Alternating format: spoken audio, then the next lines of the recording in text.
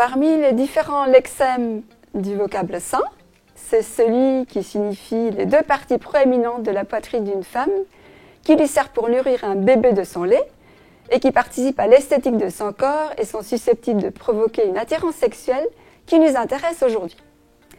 Ce lexème est attesté depuis la Renaissance et il s'agit d'une création interne du français qui a été créée par métonymie à partir d'un autre lexème du même vocable qui signifie partie avant du torse d'une femme en tant qu'elle représente le centre de son corps et de son individu, poitrine.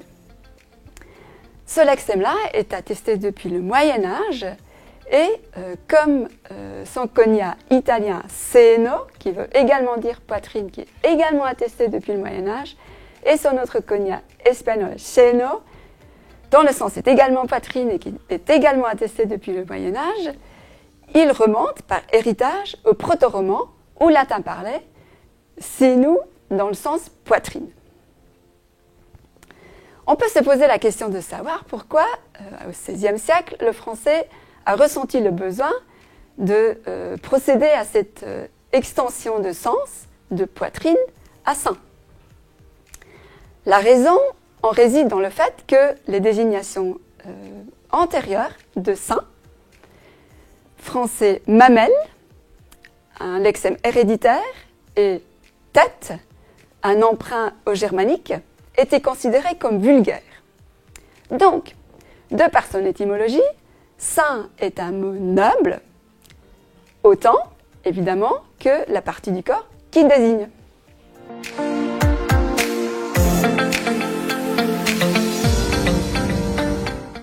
Bonjour, les seins, c'est un mot du français contemporain. Il y a plusieurs sens à sein, mais nous allons nous concentrer sur un seul. Sein, nom masculin, souvent pluriel, qui désigne un élément du corps de la femme. C'est ce qu'on entend dans cette citation d'Émile Ollivier. Jamais je n'avais vu déambuler un corps de femme nue. Les seins, le ventre, la toison, les fesses charnues, la splendeur des formes généreuses. Si on regarde les mots qui entretiennent une relation privilégiée avec sein, on trouve femme, bien entendu, et puis on trouve plusieurs ensembles de mots qui rendent compte de la façon dont nous conceptualisons les seins, qui conditionnent cette façon de voir les seins et à travers eux, un peu la femme. On voit la mère, le nourrisson, allaiter, donner le sein. On voit l'attirance sexuelle, les seins se dessinent, pointent, sont dévoilés, caressés. On voit les synonymes familiers, néné, nichon, nibard, Robert, lolo, roploplo. On voit le jugement, les seins sont tombants, flasques, fermes, mous, durs. Il y a du monde au balcon où, carrément, on n'a pas de sein. On voit enfin leur lien avec le corps, les tétons, la poitrine, les fesses et les mamelles. On voit tout ça aujourd'hui et tout le reste que vous avez pu apercevoir, mais les sens des mots et leur voisinage lexical évoluent dans le temps, et dans 30 ans, 50 ans ou 100 ans, ce qu'on verra sera différent. Peut-être juste un peu différent, peut-être plus qu'un peu différent.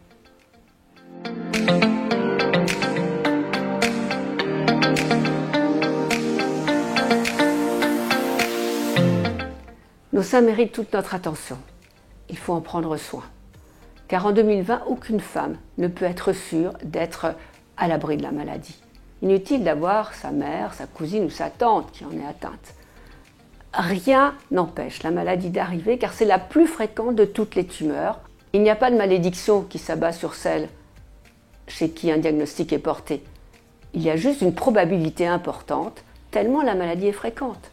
Mais détectée tôt, elle guérit 9 fois sur 10. Alors prendre soin de ses seins, c'est d'abord les regarder, les faire examiner, en parler avec les médecins, suivre leurs conseils et participer au dépistage. C'est le plus sûr moyen de vous protéger et donc de protéger votre famille et les vôtres. Faites-le. Le sein est fragile et il n'est pas très adapté à notre vie moderne.